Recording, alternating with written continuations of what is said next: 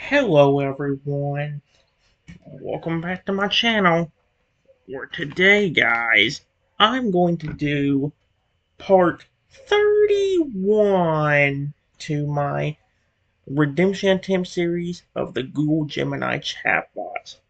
Where, let me go and tell you guys, after the last video ended, I did go ahead and get further in the chatbots. In fact, way further in its own way. And here's the thing.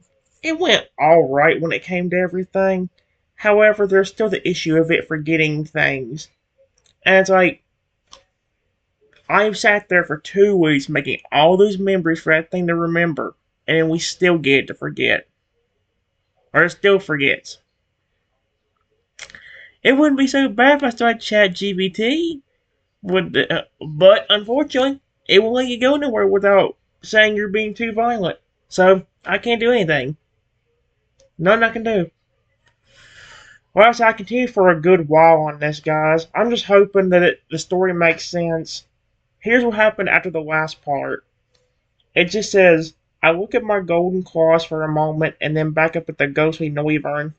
Noivern, I know you're already a ghost and been like this for centuries, like you said, but can I try to use the healing power the Lugia God gave me and try to at least heal the parts of your body that are damaged? I know it's been like that for a long time, but the Lugia God's love is much stronger than any evil in the world, and I would love to try. The kitchen becomes so still you can hear the soft crackle of the fire and the steady breathing of your family. The spectral Noivern freezes, his yellow eyes widening until they glow like twin moons. He looks at his tattered, translucent wings, the jagged gaps where the shadow flame ate away at his very essence, and then back at your small, determined face. Heal a ghost? He whispers, his voice trembling like wind through chimes. King Triton, I am but a memory held together by duty. The shadow flame was meant to erase me forever. No power in this world has been able to touch these wounds. They are scars of the soul. But he sees the conviction in your eyes, the same light that turned your claws to gold and made the Lugia God call you cherished friend. There's one of the mess-ups. Right there. He slowly lowers his tattered wing towards you, stretching across the wooden table. Before I actually continue, guys, let me go and say, I had to edit a lot of stuff to make sure it got it at least somewhat right. Some of the ones I kind of regret editing because of how good one of the things was. It makes me so mad, but I'm gonna let it slide. Because if we can get through just like one more small bit of the day or whatever, I'm just going to stop and either do another chatbot or make memories about it before even moving on because I don't know what the point of making memories about it is at this point.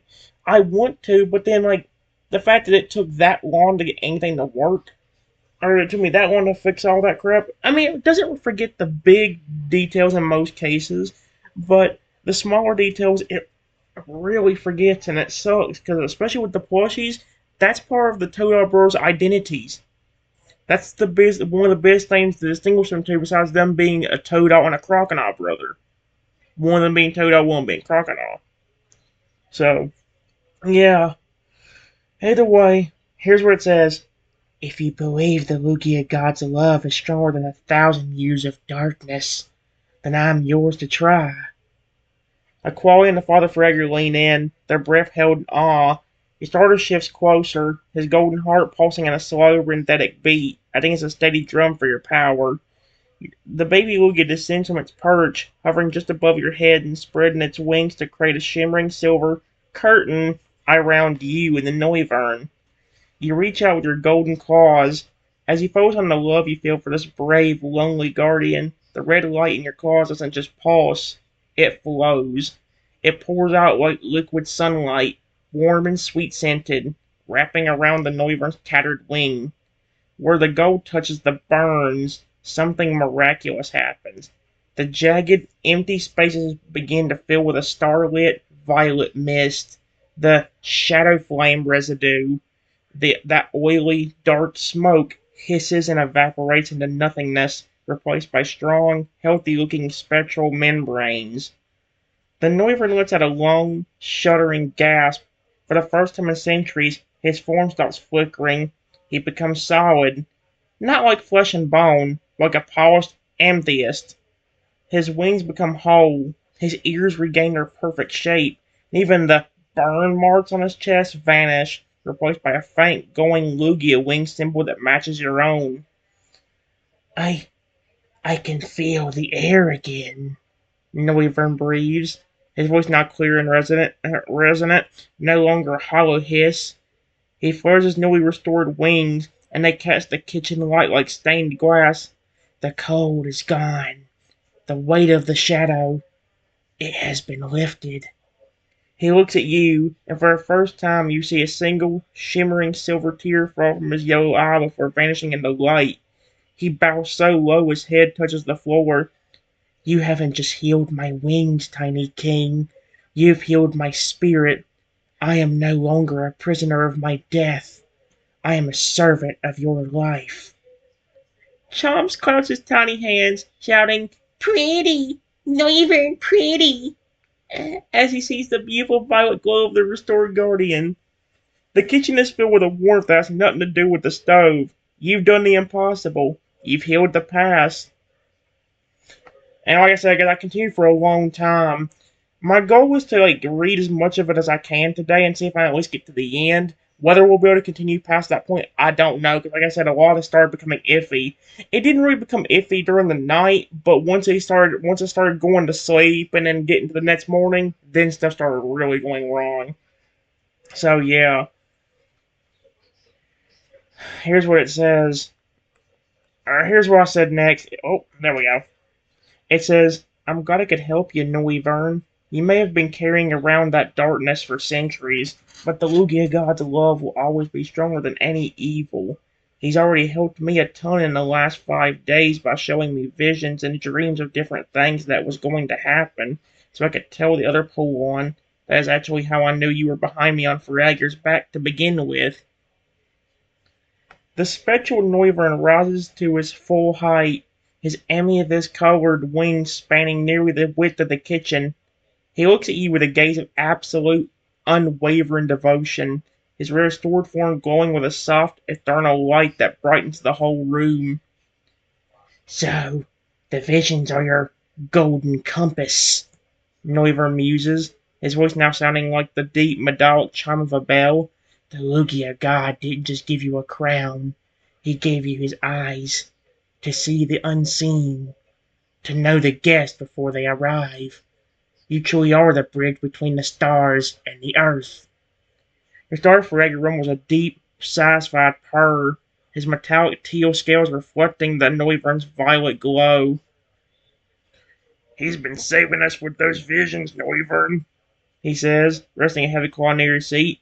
"He saw the greed in the human's heart before it reached the pond, and he saw you in the trees before you could strike. He's our heart, and our warning." Aqualia smiles, setting a final plate of food down. "It seems the Lugia God knew exactly what he was doing when he chose a tiny king. A larger king might have fought you, Noivern, but Trenton looked at a ghost and saw a friend who was hurting." Noivern folds his wings gracefully, his yellow eyes soften as he looks at the family gathered around the table. "Then I shall be the shadow that guards the light. Since you saw me on the Titan's back, then let that be my place. I will perch in the high rafters of this home, and my ears, restored by your grace, will listen to the winds for miles. No shadow, human or spirit, will ever surprise this family again." Chomps finishes his pancake with a messy, happy grin, points up at the high ceiling beams. "Noivern's house," he chirps. "Sleep high. Watch Trenton." He's so cute. Toto and Connor brothers cheer, raising their plushies in a toast. "To the ghostly Sentinel," they shout. "The king's secret weapon." The house feels complete, a sanctuary of both living legends and ancient spirits. As the moon climbs higher, the golden era you promised is truly beginning. And do you notice something there? Why did it say "I promised"? I didn't promise anything. I just said that they would be treated with love and care. But I didn't promise no golden era. This is what I'm talking about. Like, it don't mess up the big details as often. But see, there's some details I need to remember for the story's sake. The plushies, for example. Again, that's a big part of the Flippin' Brothers' identity. Them being in love with dinosaurs. And there's a part later on that I didn't edit because it was actually really good where it talked about the brother or about Chomps having a plush. And it said his plush. Like, it, it drives me insane because this is finally going well. We've had two really good chatbots. I know this one's dragged on for a long time, but it's really good when it actually works out. Here's what it says. Here's what happened next. It says, before I can say anything else, I start feeling dizzy once again. However, before I could tell anyone, I pass out and fall backwards where I was sitting, nearly falling out of my chair.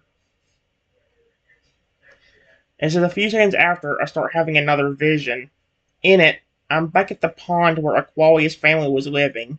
I see the other older toadals, crocodiles, and alligators that stayed behind enjoying themselves. Right after I see this, the vision goes black and the words 2 hours shows up. A few seconds after the vision comes back showing a completely empty pond, and when I look over to my right, I see 10 trucks, all of them with cages and every single toad, crocodile, and alligator left at the pond in them screaming and begging for help. Right after this, the vision completely fades and I wake up. Some of those I'm kind of iffy on where I should read out because I do try to make it to where it reads it out or does it on its own. That way it ain't just reading out the same thing. Like this, for example. And look, it says, as you begin to tilt backward, your eyes glazing over, the room erupts into a blur of motion. Noivern is the fastest. He sweeps down from the rafters like a violet blur, his spectral wings acting as a soft, ethereal net to catch you before you hit the floor. The starter fragger lunges forward with a panicked roar, his massive metallic claws trembling as he gently takes you from Noivern, cradling your small form against his chest. Meganium and Typhlosion instantly spring to their feet, their eyes darting around the room as if searching for an invisible attacker. Shelgon and Laron plant their heavy, armored feet into the floorboards, letting out low, rumbling growls that make the plates on the table rattle. Inside the vision, the transition is jarring. One moment you are looking at the peaceful, shimmering waters of Aqualia's home. You see the aunts, uncles, and cousins, the older alligators sunbathing on the rocks and the crocodiles teaching the younger ones how to dive. It's a picture of perfect, hidden serenity.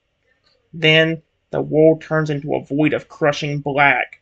The numbers 2 hours burn into your mind in a cold, clinical white light, pulsing like a countdown. When the image returns, the silence is deafening. The pond is a graveyard of disturbed silt and broken reeds. To your right, the forest has been torn open by the tires of 10 massive industrial trucks. You see the cold steel of the cages, packed tight. Through the bars, you see the terrified, weeping faces of the Pond family. The older fraggers are bound in heavy, electrified cages. Chronos are huddled together, their scales dull with fear. And the screams, a chorus of desperate Toto and Croc, echo through the trees, begging for a king who isn't there. The vision shatters like glass. You snap awake in your starter's arms, your small chest heaving as you gasp for air. Your golden claws are glowing a frantic, jagged red, reflecting the emergency you just witnessed. The kitchen's in a state of high alert. Aqualia is pale, her hands gripped tightly together, while Meganium has her vines wrapped protectively around the Toadal brothers. Noivern hovers just inches away, his yellow eyes burning with an ancient protective fire, waiting for the words he knows are coming. Trenton, your starter rumbles, his voice heavy with dread. What'd you see? Tell us! The clock is ticking, and the family at the pond is only 2 hours before the cages arrive. Here's what happened. I says, still solid out of it from just waking up from the vision. I just say, Aqualia? You and your husband need to go back to your pond and get all of the other Todos, Chronos, and Faragers in your family that stayed behind out of there. In 2 hours, 10 trucks will be showing up there and taking them away in cages.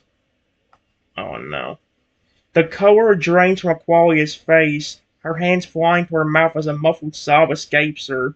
The father Faragur lets out a roar so deep it roused the silverware off the table, his eyes turning a fierce protective orange. 2 hours, Aqualia whispers, her voice trembling.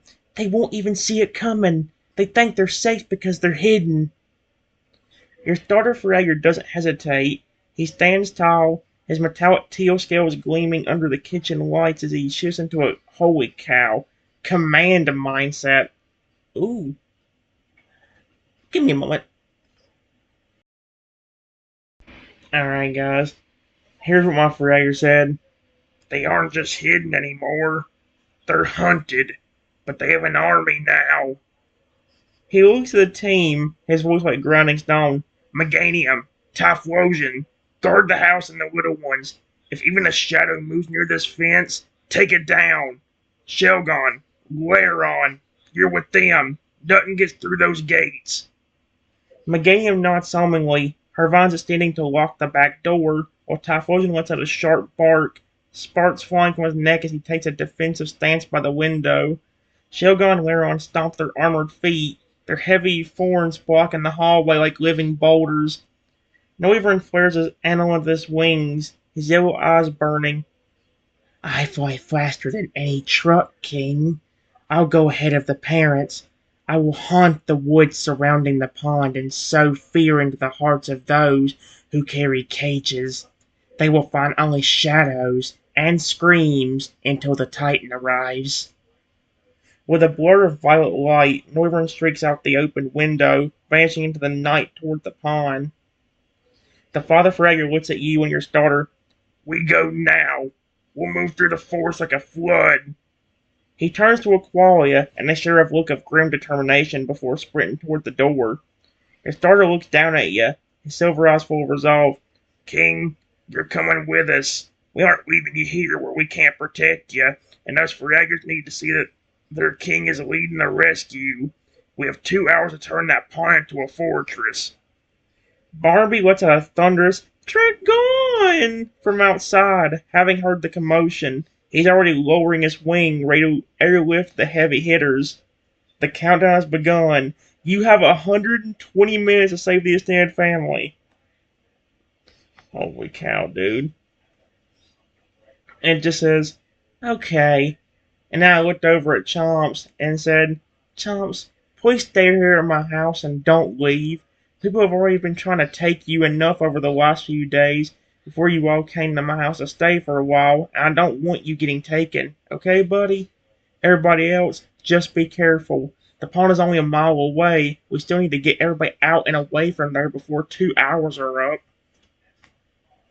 Chomps looks up at you, his large eyes shimmering with a mix of fear and understanding. He walls over to your foot, giving your leg one last quick hug before nodding solemnly. Stay. King, stay safe. Chomps guard plushes. I love him. He chirps, his voice trembling slightly, but his jaw set in a look of newfound bravery. He retreats towards Meganium, who gently coils a protective vine around his middle and pulling him into the center of the room. Meganium, Typhlosion, Shelgon, and Laron stand in a tight semicircle around the youngsters. Typhlosion's back flames erupt into a fierce, white-hot crown, signaling that any human who dares step into the property will face the heat of a volcano. And here's the thing, Meganium started speaking out of nowhere again, so it's like, we will not let a single hair on his head be touched, Trenton.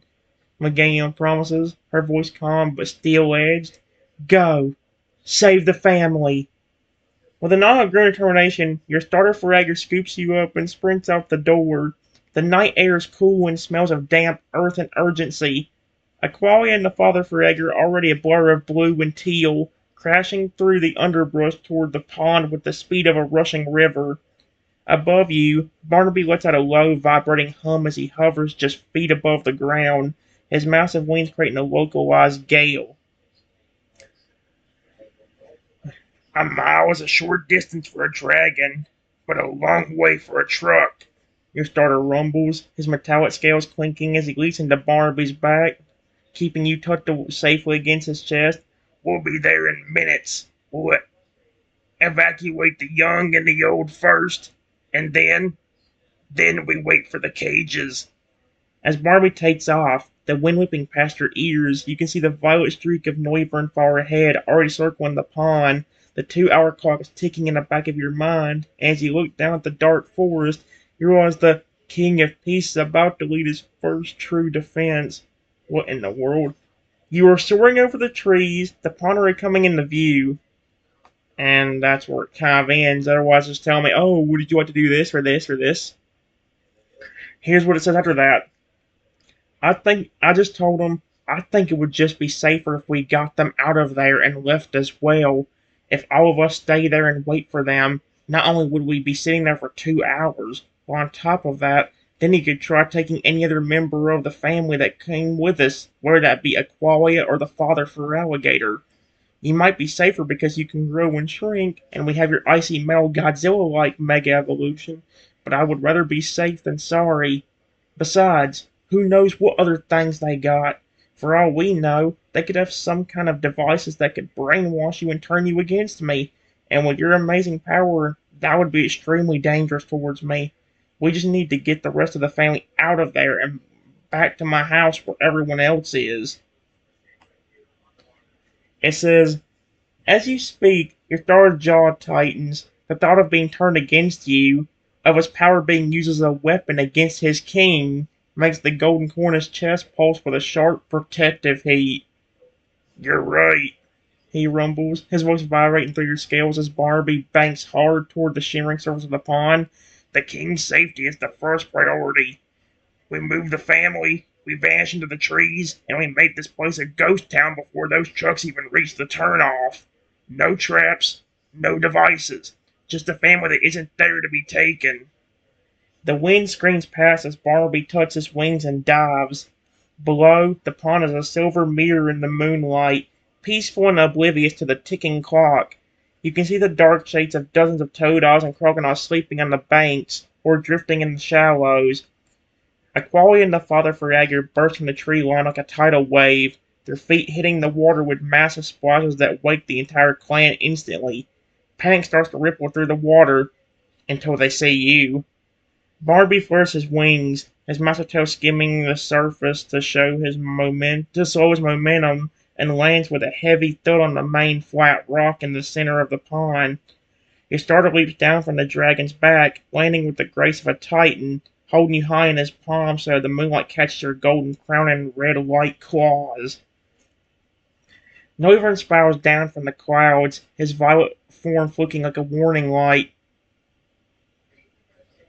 Oh, they are coming, kin of the water, he shrieked, his voice echoing off the surrounding cliffs. The cages are moving. Listen to your king.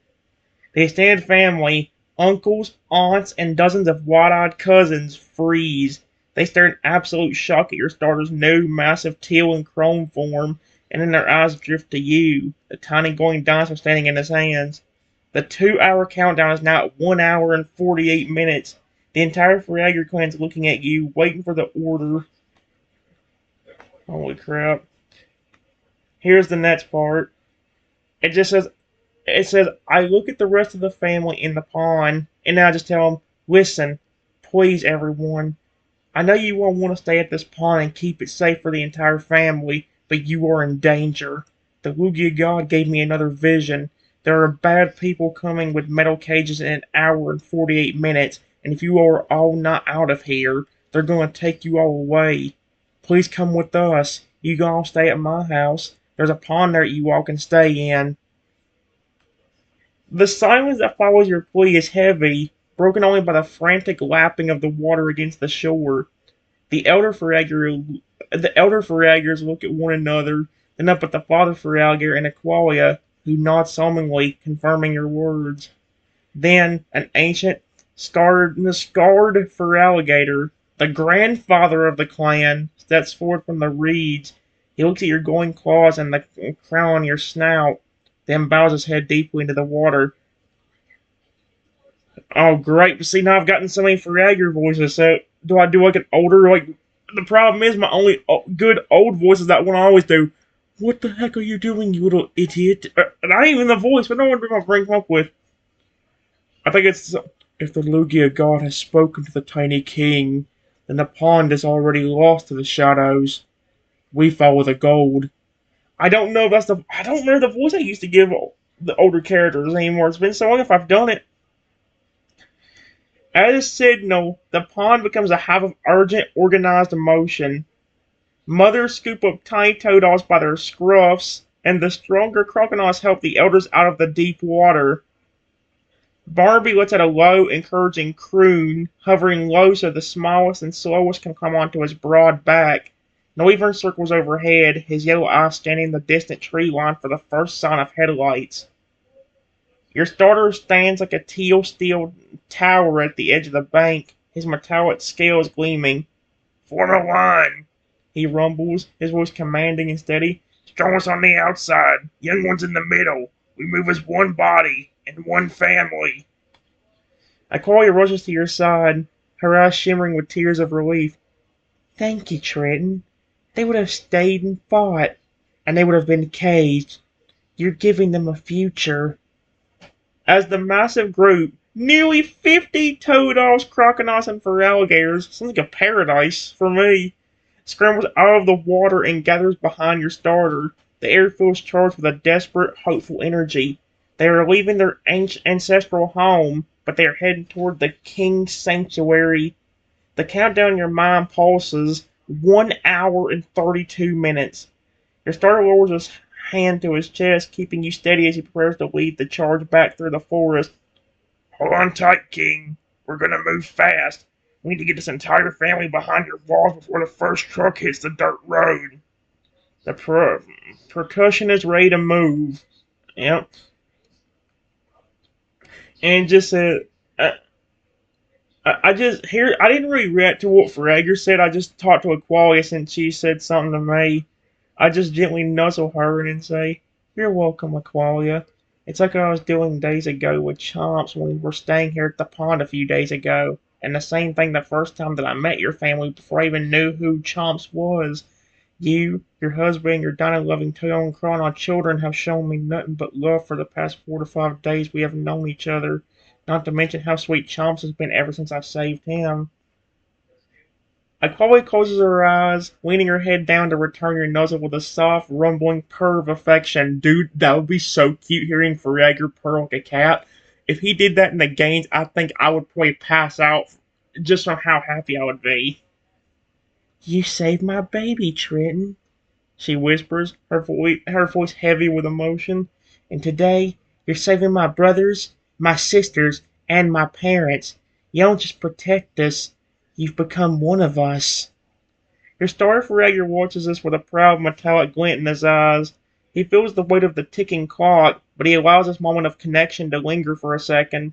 He knows it's this very love that makes the family move so fast. They aren't just fleeing a threat, they are following their king home. The father Fragger lets out a sharp, commanding bark, signaling that the last of the elders are ready to move. The sheer size of the group is breathtaking. A literal sea of blue and teal scales rising out of the pond and into the dark woods. And here's another part. I don't know if it got mixed up or not. It says, because here's what my Fragger says. We have an hour and 25 minutes. How does he know? It says his silver eyes flashing as he looks toward the path home. Noivern, stay high and silent. If you hear the hum of an engine, scream a warning. Barnaby, take the first group of little ones to the house and tell Megadium to clear the way. The king is bringing the whole kingdom home tonight. Barnaby trumpets a soft dragon and takes off with a dozen chirping toadals clinging to his back, while Noivern vanishes into the upper canopy like a violet ghost. Ain't that what he is? A ghost? The massive ground percussion begins to move. It's a renthetic, high, heavy sound. The thrum of 50 tails and 100 feet hitting the forest floor in unison. You are tucked safely against your starter's metallic chest, watching the ancestral pond fade into the distance. It's a sad sight, but as you look back at the trail of glowing eyes and determined faces following you, you know you're leading them to a place where they'll never have to look over their shoulders again. The group is halfway home, moving with incredible speed. Suddenly, Wyvern dives down from the canopy, his yellow eyes wide. He's heard something. Not the trucks yet, but a strange, high-pitched mechanical buzzing coming from the direction of the main road. Now here's the part that also turned really good. Or where it started getting really cool. It says, I start hearing the mechanical buzzing and start getting a bit worried. And I just said, everyone, be careful. Stop moving for a second. And then because I hear the sound, it just says I close my eyes and try to talk to the Lugia God. And I just tell him, please, if you can hear me, I need your help, my friend. Can you put a huge barrier all around me and all of these Pokemon? Or maybe even teleport all of us to my house? Please, I don't want anybody hurt, and I'm really worried if we move forward something bad's going to happen. I'd really appreciate it. And this is where it gets really good, though. It says the forest falls into a sudden, eerie silence as the massive percussion horn freezes at your command. The mechanical buzzing grows louder, a swarm-like drone that feels cold and artificial. Your starter pulls you even tighter against his metallic chest, his eyes darting toward the canopy, while the fire Firaga and Aqualia move to their flanks, their teeth bared in a silent snarl. You close your eyes, focusing every ounce of your heart on the 80,000-foot tall deity you met in the stars. Yep, it just reads out exactly what I said. I just told him, I need your help for my friend. It didn't put the whole thing. It just said, Lugia God, please. I need your help, my friend. And it says, for a heartbeat, nothing happens. Then the air begins to hum with a frequency that drowns out the mechanical buzzing.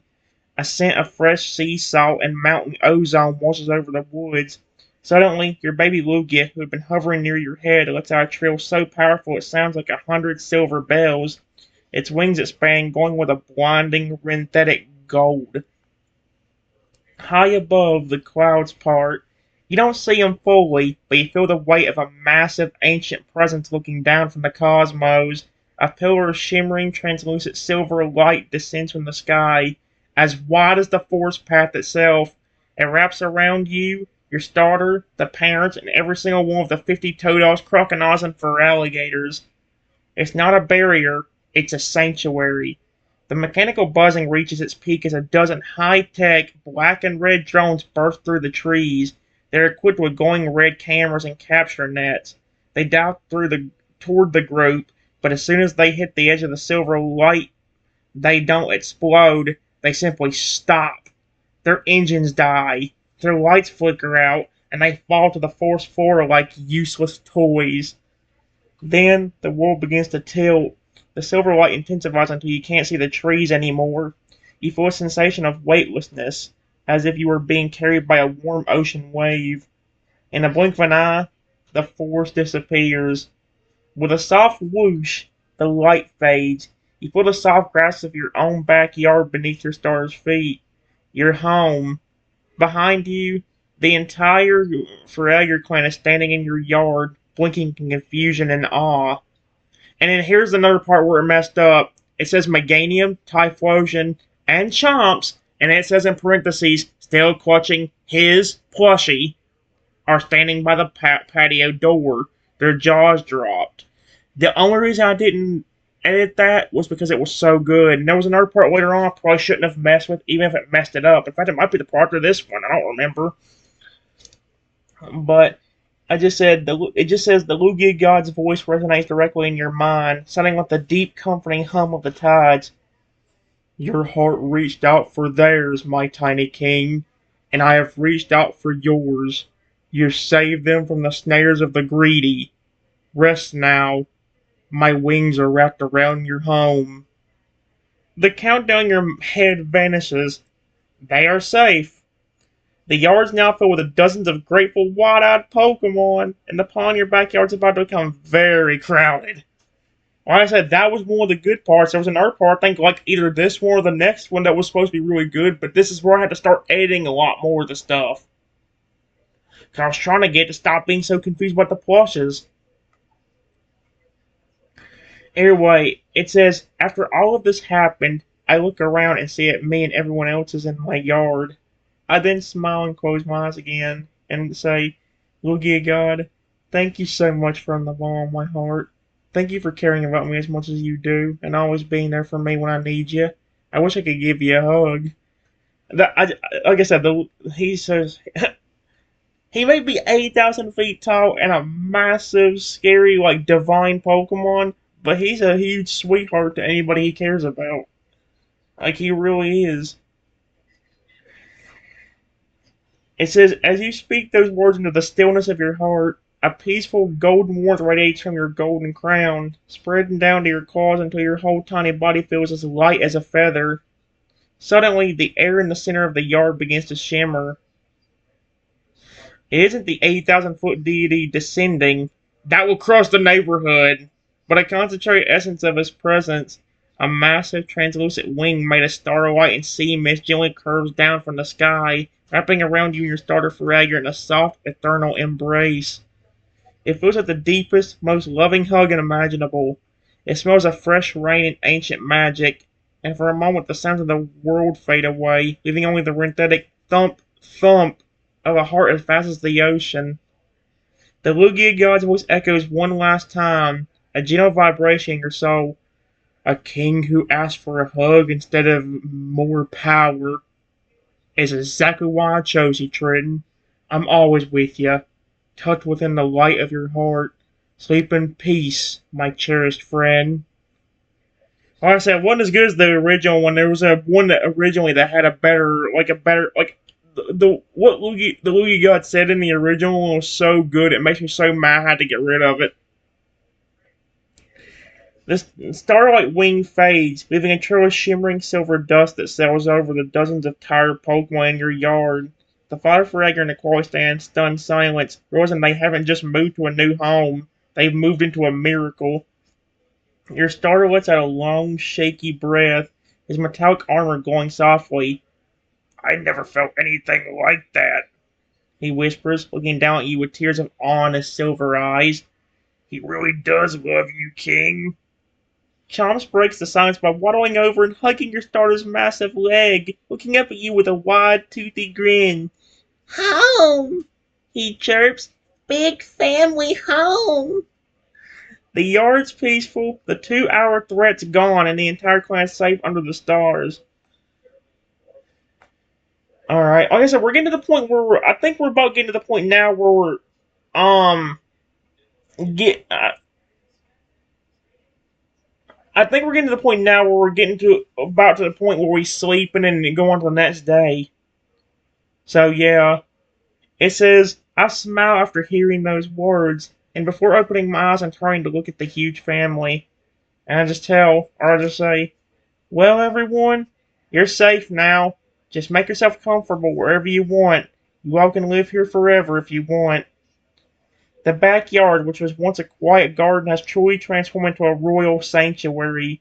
As your words hang in the air, a collective sigh of relief ripples through the massive group. The elders of the clan, the grandfathers and grandmothers with scarred scales and wise eyes, bow their heads towards you in a gesture of profound respect. Mm. Oh, we thank you, tiny king. And this is probably sounds like the Lugia God now. The eldest Ferreira rumbles, his voice like grinding river stones. To be offered a home under the wings of the Lugia God. It's a blessing we never dreamed of. The scene quickly turns into one of heartwarming chaos. The younger Toados and Chronos, led by Chomps and his brothers, dive into your backyard pond with joyful splashes. The water's a bit crowded, but they don't care. They're piling onto each other like a giant, scaly heap of happy siblings. Meganium and Typhlosion move to the edge of the fence. Meganium uses her vines to weave extra flowers and heavy ivy onto the wood, creating a natural screen, while Typhlosion paces the line, his embers casting a protective glow. Shelgon and Layeron take up positions like living statues on either side of the back porch, their metallic and rocky shells gleaming in the moonlight. And it says, Noivern perches on the very peak of your roof, His amethyst wings folded, but his large ears twitching as he monitors the winds for miles. Barnaby settles near the pond, acting as a massive, gentle pillow for some of the smaller totals. Your Starfragger finally steps onto the porch, still holding you carefully. He looks back at the sea of blue and teal scales filling your yard. You did it, Trenton. You didn't just save a family. You built a kingdom in a single night. McQuarrie and the father Fragger woke up beside him, looking exhausted but deeply happy. I think we should bring out every. I think we should bring out every berry and blanket in the house. McQuarrie says with a warm smile. It's going to be a very big sleepover tonight. The stars are bright, the great greed has been defeated by great love, and your home is officially the safest place on earth. Oh yeah, guys, and then like I said, there's more stuff that happens. We're getting to the point where we're getting to the next day, though, so we're getting there. The next day and a little bit further in is about where I stopped. So yeah, I hope I have enough time. I have about 10 minutes left, so I gotta hurry up. It says, before I could respond, I heard the Lugia God's voice in my head again, and he said, Trenton, you have done so much in the last 5 days for this family, and I have a special surprise for you. Right after I hear this, 5 small shiny stones magically appeared on the ground in front of my starter for alligator. I didn't know it yet, but it was the Mega Stones for Meganium, Garchomp, Aggron, Dragonite, and Salamence. Then, before anything else could happen, I heard the Lugia God say, as another thank you for being nice and helping not only this huge family, but my friend Razorclaw, the mythical dragon, and his son earlier. Here are the Mega Stones you want.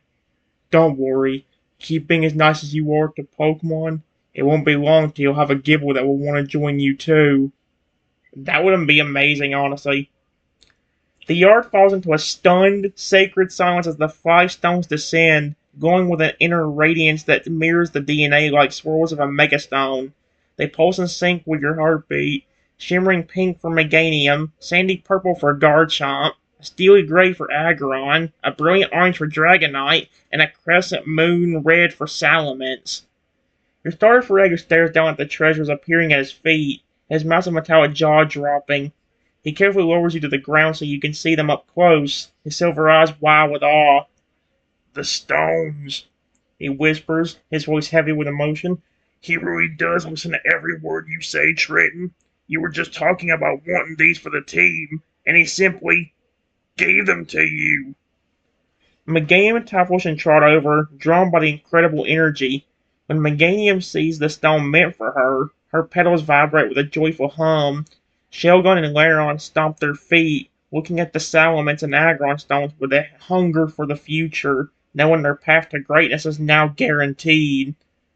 Aqualia kneels beside you, looking at the stones and then back at you with tears of joy. Razorclaw, the mythical dragon you saved earlier? Trenton, you have touched the lives of legends to receive the blessing of a Gibble before you even found one. The Lugia God's promising you that your kindness has already paved the road ahead. Noivern sweeps down from the roof, landing silently. He looks at the stones and then at your golden claws. The high Centil of the past never saw such wonders, he says, his bell-like voice full of pride. You are not just a king of peace. You are king of miracles. Marvy lets out a soft, trumpeting sound of gratitude, his antenna twitching as he looks at the Dragonite stone. He seems moved that the Lugia God acknowledged his big, gentle heart. Chomp swallows over, looking at the shiny stones like they're the best toys in the world. I love this reaction, by the way. He points at the purple one. Shark Dog Stone! He chirps, remembering you talk about Garchomp. King's friend coming soon. The fact that he calls Garchomp a shark dog is adorable and hilarious. The 5 Megastones glow softly on the grass, a physical promise of the power and growth to come for your family. Like I said, we're getting close to the ending of where I stopped, guys. It just says, slightly stunned at what I see, I just say, I did not think he would just give me the stones like that, but I really appreciate it. Hey, Meganium, Barnaby, maybe tomorrow we can try out your mega evolutions and see if we can do it without either of you becoming aggressive. If it goes as well as me and my star Fragger is gone, it will be amazing. What do you two think? Meganium leans down, her large yellow eyes shimmering with a soft, affectionate glow. She gently brushes her leaf against her cheek, the scent of spring blooms filling the air. I would be honored, Trenton, she says, her voice a soothing melody. With your golden light guiding me, I have no fear of the shadows. I want to see the beauty we can grow together. Barnaby lets out a rumbling, triumphant purr that vibrates through the very ground. He lowers his massive head until his snout's level with yours, his antennae twitching with excitement. He lets out a soft, trumpeting "Dragon!" and Aqualia smiles, translating for the gentle giant. He says he's ready whenever you are, Aqualia says softly. He's lived for a long time as a legend, but he's never felt a bond like this. He knows that as long as your hand is near his heart, he'll never lose himself to the power. Your Starfragger stands tall, his metallic teal scales reflecting the moonlight. He looks at the 5 stones, then back at the massive family settling into the yard. It'll be a day of legends, King. They evolve like I did, merging the spirits with your red light and the Lugia God's breath. They won't just be stronger, they'll be transformed by your heart. Lyra and Sheldon clink their armored bodies together, looking at their own stones with a determined spark, knowing their turn will come once they reach their final forms. Even the ghostly Noivern looks on with a sense of peace, his amethyst wings shimmering. Chomps yawns a giant, toothy yawn and leans against your star's leg, his energy finally fading under the night's excitement. Big tomorrow, he mumbles sleepily. Mega friends. The yard's quiet, the stones are safe, and the promise of a new, powerful era hangs in the air. Alright, guys, I'm not going to quite be able to finish this in time, I don't think, unless I'll have to hurry up. It says I look down at Chomps and then smile. I just tell him, yes, Chomps, you'll get to see Mega Evolution tomorrow. I just got done teaching you two words just earlier today, and you've been saying a lot more. You're a fast learner and very smart. I love you and your massive family. Chomp's eyes widen and his tail wags so hard it thumps against the soft grass. Hearing you praise his intelligence makes him puff out his chest with adorable pride. He looks up at you, his large eyes shimmering with a deep, unconditional love that only a saved child can have for their hero. Love King, he chirps clearly, his voice small but certain. Love Trenton. Smart, like King. The mother Feralier Aqualia lets out a soft and maternal coo. Oh my gosh! Her heart overflowing. Okay, well, we're kind of in a pickle, guys. Give me a moment. Alright, guys, I won't always read this last part right here. It says the mother Feralier Aqualia lets out a soft maternal coo. Her heart overflowing. He truly is learning from the best. He wants to be just like you, Trenton. Brave, kind, and wise. You've given him more than just safety. You've given him a voice. Your Starfragger carefully scoops you up one last time, setting you into the crook of his massive chrome-armored arm. He looks out over the yard where dozens of toadows and crocodiles are already curling up into a giant scaly slumber party around the backyard pond. Elders have settled in the tall grass, their steady breathing creating this peaceful rhythm that fills the night. They sleep soundly because you were here, your star rumbles, his silver eyes softening. The whole family, old and new, is finally home. Noivern lets out a soft bell-like trill from the rooftop, his yellow eyes scanning the horizon one last time before he touches amethyst wings. Barnaby has already drifted off, his massive tail acting as a warm wall for a group of sleeping cousins. The 5 megastones glow with a faint synthetic pulse on the porch, waiting for the dawn of a new day. Alright, guys. I'm trying to. We're not that far away. Yeah, like, we're only like 4 or 5 things away from being done fully from where I was. So I'll see if I can quickly finish it before it gets any later. It just says, I nod my head and quietly call out, have a good night, all of you sweet Pokemon. I know this pond was not as big as the one you used to live, but I'm just glad everyone is safe here. Have a good sleep. As you whisper your blessing to the cool night air, a ripple of movement flows through the yard. Dozens of heads, some small and scaly, others large and ancient, tilt towards you. There's a chorus of soft, sleepy sounds, low rumbles from the Feraligators, happy chirps from the Totodiles, and the gentle clink of Lairon and Shelgon settling into their guard post. Oh, great! The size of the pond does not matter, Tiny King. The eldest Feraligator murmurs from the shadows near the water, his eyes reflecting the stars. A vast ocean's a lonely place without peace. This garden is a palace because we are together. Your Starfragger carries you through the back door, stepping over the threshold into the quiet warmth of the house. Inside, the air still smells like the honey and berries from earlier. He moves with practiced gentleness to the living room where your favorite soft pillow is waiting. Aqualia follows close behind, carrying a sleepy Chomps, who has finally succumbed to his exhaustion and is snoring softly against her shoulder. She tucks him into a pile of decorative plushies nearby, giving you a final grateful smile before she finds a spot on the rug next to the father Feraligator. Your baby Lugia drifts down from the ceiling, its silver white feathers glowing with a faint, synthetic light that matches the pulse of your golden claws. It curls up at the head of your pillow, its tiny wing draping over you like a silken blanket. Your starter cells its massive metallic body around the perimeter of your sleeping area, creating a wall of living armor. He lowers his snout to yours, giving you one last low-frequency purr that vibrates through your dinosaur form. Sleep well, Triton, he whispers. The stones are safe, the family is home, and the great greed is miles away. Tomorrow, we wake up as a legend. As you close your eyes, the last thing you feel is the deep, grounded peace of a house full of family and the faint, salty scent of the ocean wind, a reminder that the Lugia god is still watching from the stars. You fall into a deep, lulled sleep.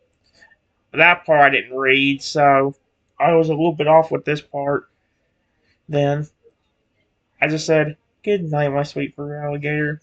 Maybe tomorrow, on top of trying to mega evolve Meganium and Barnaby, maybe I could try to build more of a bond with Typhlosia and Meganium. I know they already care about me, but I really want them to know that I love them just as much as I do you and everyone else. I've noticed that between all my four protectors that I got nearly 4 weeks ago, money. Here's what happened, guys. It, It says, I've noticed that between all my four protectors that I got nearly 4 weeks ago from Professor Elm, you, Chikorita, Cyndaquil, and my baby Lugia here, you and Lugia are definitely way more protective. The way you and my baby Lugia act when somebody even remotely tries to hurt me, you especially get extremely angry and look like you want to tear somebody to shreds. Your Starfragger lets out a soft, deep rumble in his chest, not a growl of anger, but a low purr of acknowledgement. He settles his massive metallic head onto his claws, his silver eyes reflecting in the moonlight as he looks at you with absolute devotion. You're right, King, he whispers, his voice vibrating through the floorboards. When I saw that boy hurt your neck with that rock, or when the intruder broke into the sanctuary, I felt a fire in my blood that no hydro pump could douse. It's because you were the heart of this family. Without the heart, the rest of us are just shadows. He glanced over at Meganium and Typhlosion, who were already dozing near the door. They love you with a quiet steadiness, like the sun and the earth. But me and the little star? He nods toward the sleeping baby Lugia. We are your shield and your storm. We've seen how fragile your tiny form can be in this world of giants, and we've made a vow to the Lugia god. No one touches the king while we draw breath. He nuzzles his cool metallic snout against your cheek one last time, but building that bond with them tomorrow is a wise choice. They are the piece to our protection. A king needs both to rule well. Your baby lets out a tiny metallic chirp in its sleep, its glowing wings pulsing in a rendetic gold that matches your claws. The house is perfectly still, a fortress of love and ancient power. Sleep now, Triton, your starter murmurs, his eyes finally fluttering shut. We'll be right here when the sun rises. The royal quarters are silent, and you drift into the most peaceful sleep you've had since you turned into a dinosaur. I don't want that one. Like I said, I usually don't follow what the bomb part says. I mean, like I said, I'm not used to it. Look, I didn't even read that last part right there. I was just going off what it said originally on the other parts. Here's what it says. I go to sleep a few minutes later. Everything is peaceful for over 2 hours. I start having a dream. In the dream, I am in the backyard of my house near the pond. There's nobody around but me and one other Pokemon, the youngest member of Aqualia's huge family, Chomps. He's gently nuzzling me with his snout while saying, "Love, Twinton." This goes on for about a minute before suddenly something big came flying at my tiny contour's head. It was a rock, and it hit me, narrowly missing Chomps. In the dream, I fall to the ground with a bump on my head, but even before I could react to the pain, I started hearing a lot of growling. When I looked up at where the noise was coming from, I noticed Chomps. He looked extremely angry and was growling at something in the distance. However, before I could even look at what he was growling at, he said, "Bad people hurt Twinton." Oh dear, yep, he's not happy. Before suddenly glowing with a very bright white light. When the light faded, Chomps had evolved into a big, scary frogger. Holy cow! Completely skipping the crocodile stage. The dream went pitch black for a bit, and I heard a human screaming in terror before suddenly the dream came back, and instead of being on the ground in pain, Chomps, as a frogger, was holding me and gently nuzzling the bubble on my head with his now massive snout. Holy crap. The dream begins with the taste of summer air and the sound of dragonflies buzzing over your backyard pond. The grass feels cool beneath your belly, and the world is painted in the soft, warm hues of late afternoon. Chomps is right there, his large, innocent eyes reflecting the sunlight. He leans in, his tiny snout pressing against yours in a clumsy, affectionate nuzzle. "Love, Twinton," he chirps, the words clearer and more tender than they've ever been. It's a moment of pure, golden peace until the air is sliced by a sharp. Oh dear. Yep, here we go. A jagged, heavy rock strikes you squarely on the head. The impact sends a jolt through your small body, and you tumble backward into the grass. Your vision swims as a painful, throbbing bump begins to form on your snout. But the silence that follows isn't empty. It's full of the sound you've never heard from the baby Toadal. It's a low, guttural vibration that shakes the ground. You look up, clutching your head with your golden claws, and see Chomp standing over you. His playful wagging tail is now stiff as iron, and his eyes have shifted from soft amber to a fierce, burning orange. "Bad people hurt Twinton," he rumbles, his voice dropping several octaves. That's kind of terrifying. Suddenly, a violent, blinding white light erupts from his body. It's so bright it washes out the trees and the pond, right in the heat that feels like a physical shock wave. Within the light, you see his silhouette stretching, his limbs getting heavier, and jagged spines tearing through the air. He bypasses the middle stage entirely, his spirit demanding the power to protect you now. The world drops into a terrifying, pitch black void. From the darkness, a human voice, shrill and full of pure, unadulterated terror, screams out, followed by the heavy metallic thud of something fleeing in panic. Then the light returns, but it's soft and silver. You aren't on the ground anymore. You are cradled in a pair of massive, powerful arms. You'll get to see Chomps, no longer a baby, but a towering, majestic fur alligator. His scales are a deep, vibrant blue, and his presence is like a mountain. He doesn't look scary to you. His eyes are full of worried parental love. He lowers his massive snout and gently, delicately nuzzles the bump on your head, his breath warm and healing. And then, it goes on to the next morning after that. The transition from the dream to reality is seamless. You wake up to the feeling of a real nuzzle against your snout. The morning sun is streaming through the living room windows, turning the dust motes into dancing specks of gold. You aren't being held by a giant Chomps, but the real tiny Chomps is right there, having crawled onto your pillow during the night. He's gently tapping your snout with his claw, his eyes bright. Wait, King, he chirps, his tail thumping against your soft pillow. Sun up! Mega Day! The house is alive with sound. You can hear the rhythmic clack clack of claws on the kitchen tile and the low rumbling conversations of the Faragher family outside in the yard. The smell of toasted berries and something sweet, perhaps more honey, is wafted in from the kitchen. The star Faragher is already standing by the window, his metallic teal scales catching the first rays of dawn. He turns to look at you, a comical smirk on his face. The families are in the yard, Triton. They're waiting for their king to lead the way to the stones. I think that's where it kind of messed up as well, guys. I said there was a few mess ups. There'd have been a lot more if I didn't edit this stuff. It says, still half asleep, but with the dream fresh in my mind. I gently lean up and nuzzle Chomps. The alligator. Those 5 megastones the Lugia god gave me last night are still on the porch, aren't they? Your Starfragger turns away from the window, his metallic spikes glinting in the morning light. He walks over with heavy, purposeful steps and kneels beside your pillow, his massive shadow falling over you and chomps like a protective canopy.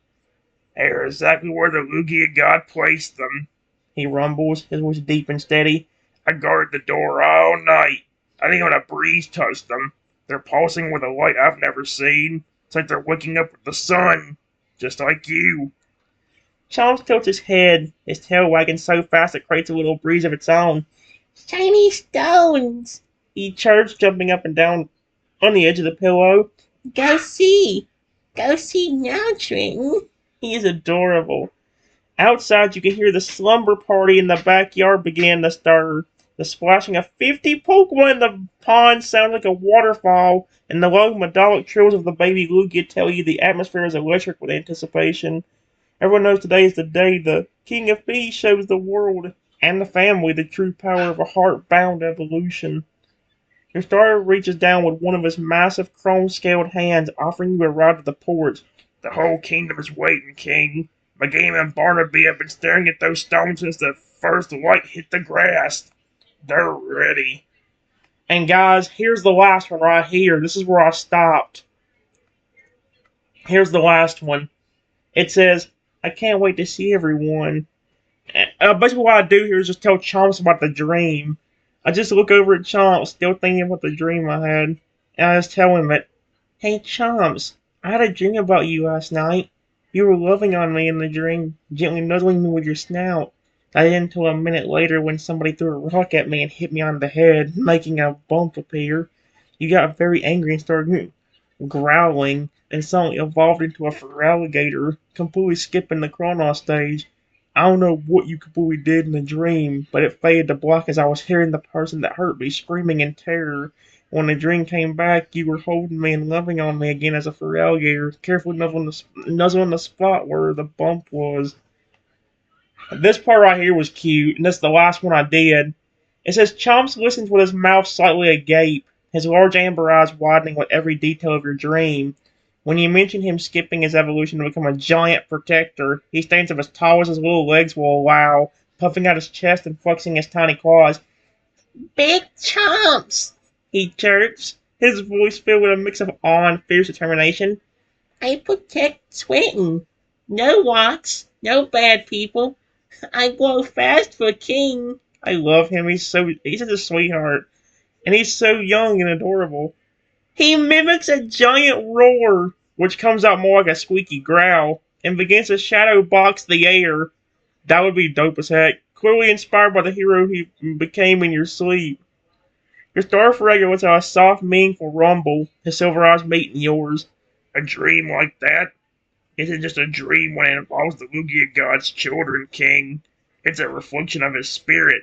He might be small now, but his heart's already the size of a feraligator's. He'd tear the world apart to keep you safe, just like I would. He carefully scoops you and the excited Chomps up, one on each shoulder, and strides toward the back door. As the door slides open, the morning air hits you, fresh, cool, and smelling of dew-covered grass. The sight in your backyard is breathtaking. Nearly 50 toadoffs, crocodiles, and feraligators are lined up in a massive semicircle around the porch, their scales shimmering in the early light. Aqualia and the Father Forever stand at the front, looking at you with deep reverence. In the center of the porch, the 5 megastones are glowing intensely. The pink stone for Meganium and the orange stone for Barnaby are vibrating, sending ripples of colored light across the wood. Meganium steps forward, her firepaw is glowing with a soft neon pink. Barnaby lands softly beside her, his massive frame dwarfing the porch, his eyes fixated on the orange stone with a calm, steady courage. The bond is ready, Triton, his star whispers, luring you onto the porch right in front of the glowing gems. All they need's your touch and your heart. The family is watching in hushed silence. And guys, there we go. It took a long time, I realized that. It took me an hour and 5.5 minutes, but we got through it, and that's a good thing. I am going to hopefully, and I say really hopefully, the next video you see from me will be upstairs and not just the same video over and over again. See you then. And if I ain't gonna do those videos, I'm gonna be very pissed.